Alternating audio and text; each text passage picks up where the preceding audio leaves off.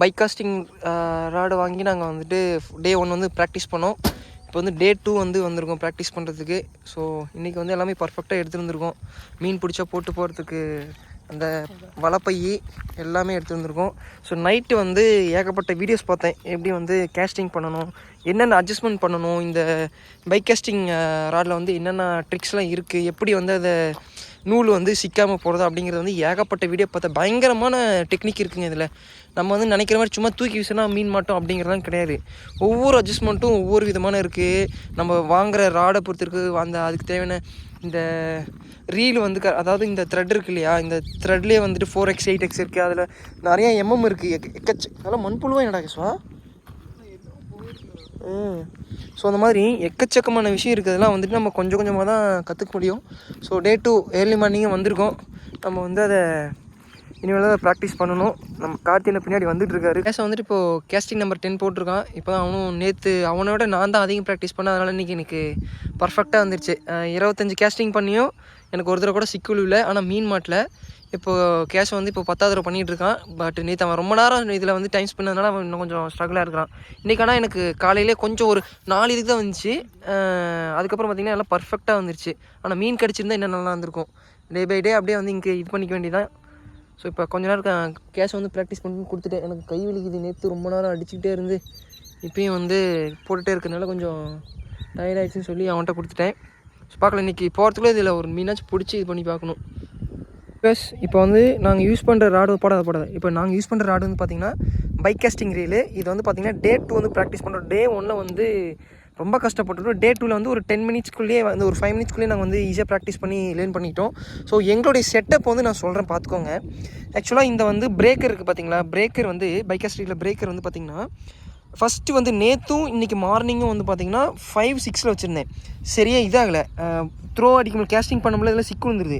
But இன்றைக்கி வந்து மேக்ஸிமமில் வச்சுட்டு இந்த பிரேக்கரை அதுக்கப்புறம் இந்த டென்ஷன், அதாவது இது ஸ்கூப் டென்ஷன் சொல்கிறாங்க. இது வந்து பார்த்திங்கன்னா ரொம்ப டைட் வைக்கல. அதாவது ஸ்கூப் டென்ஷன் எதுக்காகனா இப்படி ஆட்டி பார்த்தா கடன்னு ஆடும். இது ஆட்டினீங்கன்னா கடன்னு ஆடும். ரொம்ப வந்து ஆடக்கூடாதுங்க. ரொம்ப ஆடாமல் இப்படி ஆடும்போது ரொம்பவும் ஆடக்கூடாது, லைட்டாக ஆடணும். அந்த அளவுக்கு செட் பண்ணியிருக்கேன் நான். இது வந்து பார்த்திங்கன்னா ட்ராக் வந்து பார்த்திங்கன்னா இது 2 மரம் தெரியுற மாதிரி நான் செட் பண்ணியிருக்கேன். இந்த நெட்டு தெரியுதுங்களா, இதில் வந்து 2 மரம் வந்து தெரியுற மாதிரி நான் செட் பண்ணியிருக்கேன். ஸோ அந்த மாதிரி வந்து செட் பண்ணிக்கோங்க. ஏன்னா பிகினர்ஸ்க்கு வந்து நானும் நிறையா வீடியோ பார்த்து தான் செட் பண்ணேன். ஒவ்வொருத்தர் மாதிரி. அதே மாதிரி இதில் வந்து பார்த்திங்கன்னா இது தம்ப் கிளஸ்டர் சம்திங் ஏதோ சொன்னாங்க, தம்ப் ஹோல்டர் என்ன சொன்னாங்க. ஸோ அது வந்து பார்த்திங்கன்னா நம்ம இதை அதாவது கேஸ்டிங் பண்ணும்போது நம்ம அதை வந்து கீழே அமுத்திக்கணும். நீங்கள் வந்து அது திரும்ப வந்து ரிவர்ஸில் இழுக்கும்போது அதுவே வந்து ரிலீஸ் ஆகிக்கும். ஸோ அந்த மாதிரி தான் இருக்குது. ரொம்ப ஈஸியாக இருக்குங்க. நிறையா வீடியோ பார்த்து நீங்கள் அட்ஜஸ்ட் பண்ணுங்கள். நீங்கள் அதுக்கு முன்னாடி ஒரு நாள் வந்து இது மாதிரி ப்ராக்டிஸ் பண்ணிங்கனாலே நீங்கள் வந்து தெரிஞ்சுக்கலாம்.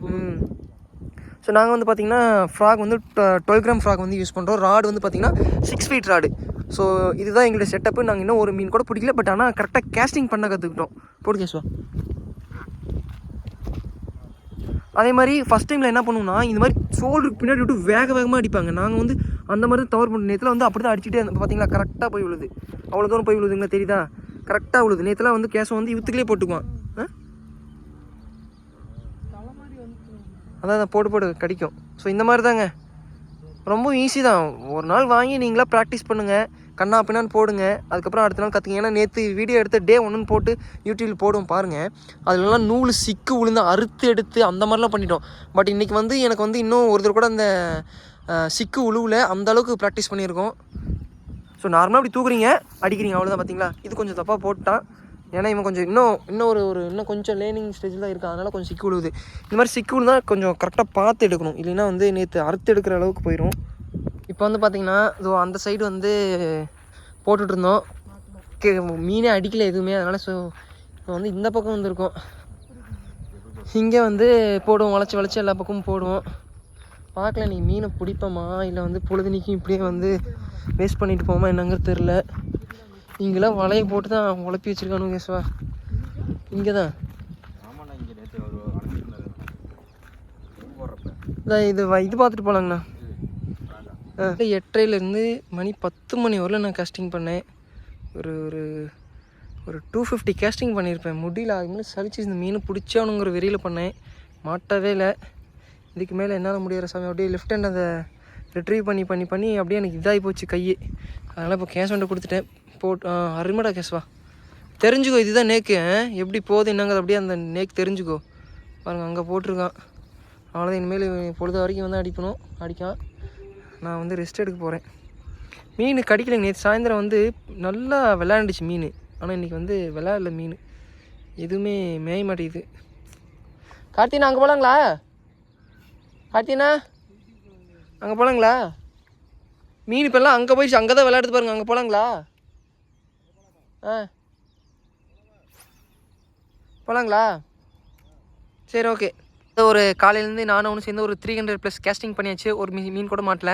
இப்போ வந்து இந்த பள்ளத்தை வந்து இவன் தாண்டானா பார்க்கலாம். சரி தாண்டு பார்க்கலாம்.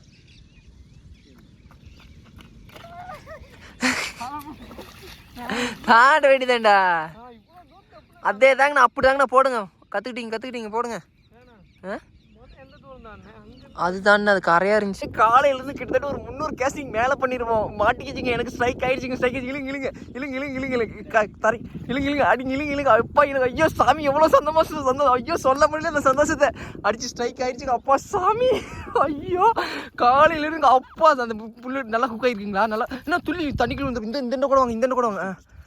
இந்த அப்பா சாமி அப்பா மக்களே ஐயோ கடவுளே எனக்கு அப்படி பூரி எவ்வளோ சந்தோஷமாக இருக்குது தெரியுங்களா?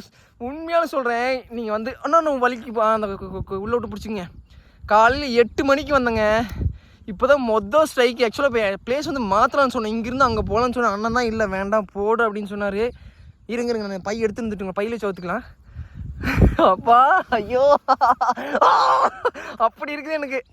முயற்சிக்கு கிடைச்ச வெற்றி கண்டிப்பாக. ஆனால் அண்ணன் சொல்லிகிட்டே இருந்தாருங்க, நீங்கள் வீட்டுக்கு போகிறதுக்குள்ள கண்டிப்பாக உங்களுக்கு ஒன்று மாட்டுன்னு சொன்னார். மாட்டிக்கிச்சிங்க. ஐயோ கேஷ் வந்தால் கொஞ்சம் எஸ் ஆகிட்டான். இப்போ வீட்டுக்கு போயிட்டான் அவசரப்பட்டு. அவன் போன ஒரு 2-3 நிமிஷத்துலேயும் மாட்டிக்கிச்சிங்க.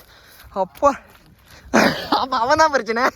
ஆக்சுவலாக முன்னே என்ன சொன்னான்னா, ஆனால் நீங்கள் ஆக்சுவலாக அண்ணன் வந்து மதியம் கிளம்பிட்டார் வீட்டுக்கு. இவன் என்ன சொன்னா, நீங்கள் கிளம்புங்கண்ணா, நீங்கள் இருக்கிறனால பிரச்சனை மாட்டலாம் அப்படின்னா. ஆனால் பார்த்தா ஆப்போசிட்டாக இருக்குங்க. வந்துட்டேங்கண்ணா. ஐயோப்பா. ஆனால் இது இல்லை உள்ளே பூந்து போயிடுச்சுன்னா போவதில்ல. அது அடியில் கட்டி இது போட்டு தாங்கண்ணா இருக்கு. ஹூக்கு இருக்கு. மாட்டிக்கிச்சுன்னா நீ என்ன பண்ணாலும் வெளியே போகிறதுக்கு வாய்ப்பே இல்லை. அதான் இல்லை உள்ளே சவுத்துக்கலாங்கண்ணா. அப்பா சாமி நீ பிடிச்சிருக்குன்னா நீ பயப்படாத. சரி வாங்க உட்காந்துருந்த பிடிச்சிட்டேன். வீடியோ எடுத்துட்டேன். இனிமேல் என்ன போனா பிடிங்க என்ன போட்டால் பிடிங்க பிடிச்சிட்டுங்க. பால் செட்டில் என்ன பிடிச்சிங்க. அது பேர் என்ன பைக் காஸ்டிங்கிறால பிடிச்சிட்டேங்க. நான் இப்படி காமிங்க. இப்படி சைடில் இப்படி சைடில் கையில் பிடிச்சிங்க. இப்படி விரல. ஆமாம் அது வேறு பல்லு இப்படி இருக்குங்கன்னா விட்டாதீங்க. இப்படி மீன் திருப்பி காமிங்க. இப்படி பட்டே தெரியுற மாதிரி. நீ இந்த கூட வந்துருங்கண்ணா. தண்ணியில் அங்கே எங்கடா நம்மளை மீறி போயிடப்போகிறோம். பிடிச்சிடறேன் விலை ஒரு 1/2 கிலோ வரும். இதுக்கோ அப்படி தாங்கண்ணா. கொஞ்சம் நெஞ்சிக்கிட்டு வச்சுக்கோங்க. அப்படி தாங்கண்ணா. அப்படி தூக்கி போடுங்க. இன்னும் கொஞ்சம் இப்படி அந்த மாதிரி. சூப்பருங்கண்ணா. போட்டுருங்க பையில் போட்டுருங்க. இருங்க பை வேறு ரொம்ப அகலமாக இருக்குது. அதனால் இருங்க இது தப்பான மெத்தேடு. நாளையிலேருந்து சரி பண்ணிட்டு வரணும்.